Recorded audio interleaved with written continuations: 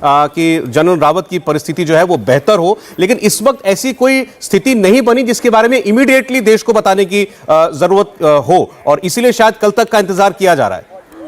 जी हाँ सौरभ, जो अभी स्टेटमेंट आया है उसमें सीधे यही लिखा गया है कि RM is likely to give a statement in parliament tomorrow. मतलब साफ है कि आज ये स्टेटमेंट नहीं दे रहे हैं रक्षा मंत्री राजनाथ सिंह, और जाहिर तौर पर सारे अपडेट्स के बारे में जो जैसे कि हम लोग पहले बात कर रहे थे कि शायद उन्हें भी इंतज़ार हो कि जब पार्लियामेंट में आकर आप बयान दें तो न सिर्फ शुरुआती इन्फॉर्मेशन दें बल्कि एक डिटेल स्टेटमेंट होना चाहिए, और उस लिहाज से शायद रक्षा मंत्री राजनाथ सिंह ने आज की प्राथमिकता के तौर पर संसद में बयान देना ज़रूरी नहीं समझा होगा, बल्कि ये बयान कल दिया जाएगा। अभी भी हालांकि सरकार की एक बैठक चल रही है, पार्लियामेंट्री अफेयर्स मिनिस्टर्स की एक बैठक चल रही है, और वो इस बाबत ही ये बैठक थी कि उस बैठक बाद ये तय किया जाए कि और बताया जाए कि आखिर कब होगा रक्षा मंत्री राजनाथ सिंह का बयान। लेकिन अब वो ऑफिशियली स्टेटमेंट ये आ गया है हमारे पास कि ये बयान कल दिया जाएगा, और जाहिर तौर पर वो बयान क्योंकि डिटेल में रहेगा तो उस लिहाज से रक्षा मंत्री राजनाथ सिंह के पास भी पर्याप्त समय रहेगा अपने अधिकारियों से और ज़्यादा इन्फॉर्मेशन लेने का। साथ ही साथ जो फिलहाल की उनकी प्राथमिकता है उस पर वो ज़्यादा फोकस कर पाएंगे, और वो प्राथमिकता हम सभी जानते हैं कि जनरल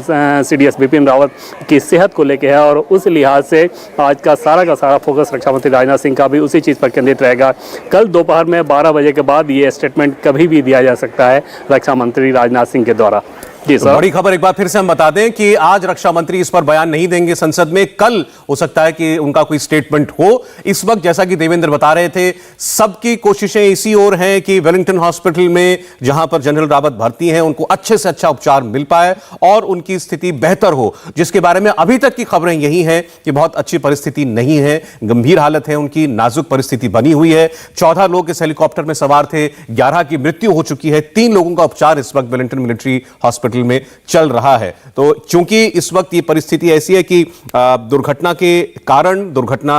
स्थल पर जो हालात बने और उसके बाद अस्पताल में जो उपचार चल रहा है उस पर सबका ज्यादा ध्यान है, तो इसीलिए आज ऐसी कोई स्टेटमेंट नहीं आ रही है। लेकिन मनीष, हम उम्मीद करें कि कोई जानकारी तो जरूर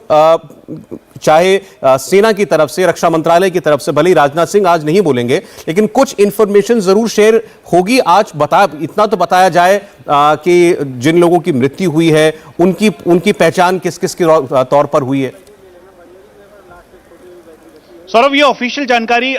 हमें बताया गया है आर्मी हेडक्वार्टर के द्वारा कि लेट इवनिंग तक, जब तक पूरी क्लैरिटी के साथ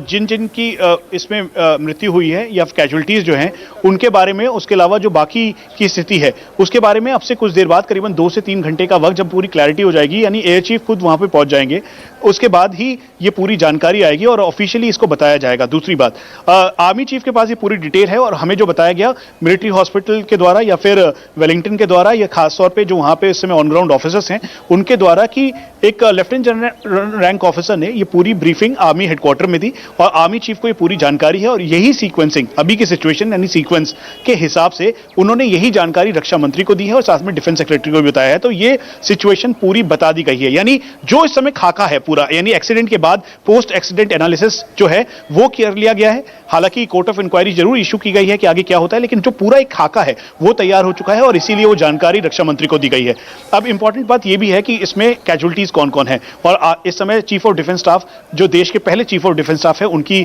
हालत क्या है। तो मैं फिर से कह रहा हूं सौरभ, हमें थोड़ा सा संयम रखना होगा, कुछ भी पॉजिटिव नहीं है, कोई भी पॉजिटिव रिस्पांस वहां से नहीं आ रहा, चाहे मिलिट्री हॉस्पिटल हो या फिर 3 स्टार रैंक ऑफिसर या लेफ्टिनेंट जनरल रैंक ऑफिसर जो कि ऑन ग्राउंड है, मौजूद हैं, उनसे हो, या फिर अब एयर चीफ का जो स्टाफ है, जो कि एयर चीफ अब खुद वहां पे जा रहे हैं, तो इधर से कहीं से भी कोई पॉजिटिव रिस्पांस नहीं है अभी तक। तो इसीलिए इस समय उनकी स्थिति पे कहना सिर्फ यही कह सकते हैं कि वो मिलिट्री हॉस्पिटल में है, चिंताजनक स्थिति बनी हुई है, हालात क्या होंगे, किस तरीके के होंगे, ये कहना बहुत ही मुश्किल है। इसीलिए ऑफिशियली वेट करना होगा कि कैजुअल्टीज 7 से ज्यादा बढ़ के 11 हुई या 11 से 14 हुई या फिर वो कम हुई, या इस समय चीफ ऑफ डिफेंस स्टाफ की हालत कैसी है, मधुलिका रावत जिनके बारे में बिल्कुल भी अच्छी जानकारी नहीं मिल रही है, या फिर ब्रिगेडियर लीडर उनके बारे में जानकारी नहीं मिल रही, लेफ्टिनेंट कर्नल हरिंदर उनके बारे में जानकारी नहीं मिल रही, उनके PSOs, एक PSO और 2 PSO के अलावा बाकी सबके बारे में अच्छी जानकारी नहीं मिल रही। तो इसीलिए, और जो एयरफोर्स के जो ऑफिशियल्स थे जो कि इसको फ्लाई कर रहे थे, एयरफोर्स के 2 विंग कमांडर रैंक ऑफिसर जो इसको फ्लाई कर रहे थे Mi-17 को, उनके बारे में भी जानकारी अच्छी नहीं है। और इसीलिए औपचारिक तौर पर इंफॉर्मेशन बहुत सारी है, लेकिन उसे किस तरीके से बाहर देना है इसके लिए औपचारिक तौर पर वेट करना होगा। बिल्कुल आप सही कह रहे हैं मनीष, देखिए अनौपचारिक रूप से बहुत सारे मैसेजेस आ रहे हैं, लेकिन जब तक रक्षा मंत्री राजनाथ सिंह इस बारे में पूरी ऑफिशियल स्टेटमेंट नहीं दे देते तब तक कुछ भी कहना मुश्किल है, अभी आपके लिए भी और हमारे लिए भी। लेकिन इतना तो तय है कि स्थिति चिंताजनक बनी हुई है,